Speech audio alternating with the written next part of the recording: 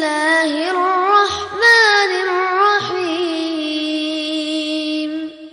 Saya pun duduk di sini bukan karena saya lebih pintar daripada Bapak Ibu sekalian, tapi kita menjalankan firman Allah Subhanahu wa taala, "Fadzakir fa inna dzikra tanfa'ul mu'minin." Saling memberikan peringatanlah, karena peringatan itu sangat bermanfaat bagi orang-orang beriman. Juga Nabi SAW menyampaikan ad-dinun nasihah. Memang agama ini semuanya isinya nasihat. Kita harus saling mengingatkan satu sama yang lain tentang halal haramnya Allah, apa yang diperintahkan, apa yang dilarang, supaya kita bisa mencapai kebahagiaan dunia juga di akhirat tentunya. Saudaraku seiman, pada kesempatan ini kita akan membahas pelebur dosa. Dosa atau pelanggaran sangat dibenci oleh Allah. Allah pun menanamkan kebencian itu pada setiap makhluk. Andai saja kita seorang pemilik perusahaan, lalu ada pegawai kita yang melanggar, atau kita memiliki sebuah instansi, atau memimpin sebuah instansi lalu ada yang melanggar, wajar kita membenci pelanggaran tersebut. Tetapi Islam datang mengajarkan kepada kita yang harus kita benci pelanggarannya saja, bukan harus dibenci orangnya atau fisiknya.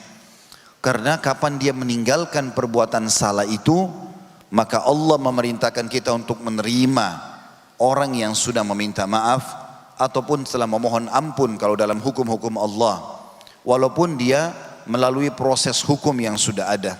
Seorang pencuri, pada saat dia mencuri dan ketangkap, dalam Islam ada hukum qisas, dipotong tangannya. Maka pada saat pun dia ketangkap lalu kemudian dia masuk penjara, sementara dalam proses dia bertaubat, tiba-tiba dia dengarkan ceramah lalu dia bertaubat, Allah terima taubatnya. Dan Allah perintahkan setiap orang beriman untuk menerima dia kembali kalau dia berbaur di masyarakat. Tetapi proses hukum potong tangan tetap berlaku, karena dia telah melanggar hukum Allah Subhanahu wa taala. Allah mengajarkan kita seperti itu. Dosa-dosa teman-teman sekalian, Allah telah buat dirinya tidak suka, dan juga Allah membuat orang-orang tidak suka, agar setiap orang di antara kita menjadi orang yang baik. Tetapi Islam datang dengan agama yang sempurna, atau menjadi agama yang sempurna. Allah Subhanahu wa taala memudahkan kita untuk melebur dosa-dosa kita. Bagaimana caranya supaya dosa-dosa itu bersih? Dosa dalam Islam, saudaraku seiman, terdiri dari dua. Ada dosa besar dan ada dosa kecil. Juga nanti ada dua bagian lagi, dosa yang berhubungan dengan Allah Subhanahu wa taala dan dosa yang berhubungan dengan makhluknya atau manusia. Kalau dosa besar, Ibnu Abbas radhiyallahu anhu mengatakan, dosa besar itu adalah setiap dosa yang diancam dengan neraka, murka, laknat, diangkat berkah hidup, atau siksa Allah di kuburan, ataupun siksa secara umum. Sebagian ulama mengatakan dosa besar adalah yang dilarang oleh Allah dari awal surah An-Nisa sampai ayat ke-30-nya.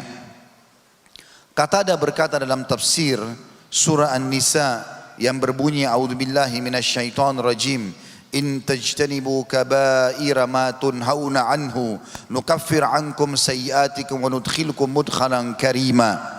Jika kalian menjauhi dosa-dosa besar di antara dosa-dosa yang kamu dilarang untuk mengerjakannya, niscaya kami akan menghapus semua dosa-dosa kecilmu dan kami masukkan kamu ke tempat yang mulia.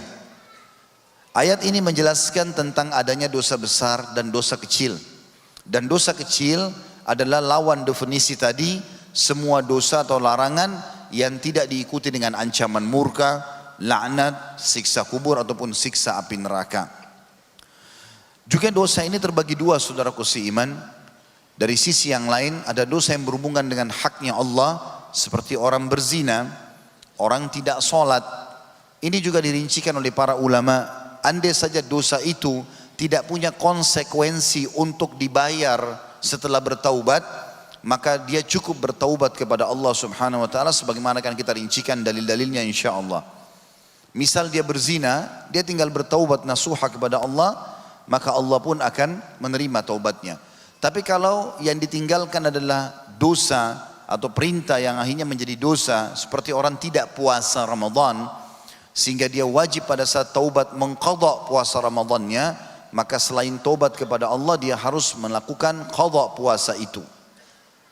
Kalau berhubungan dengan dosa yang kedua, dosa kepada makhluk, maka selain tobat kepada Allah seperti mencuri, menggibah, memfitnah, memukul, mengambil hak orang lain, ini selain tobat kepada Allah karena Allah melarangnya, juga dari sisi lain harus mengembalikan hak orang tersebut.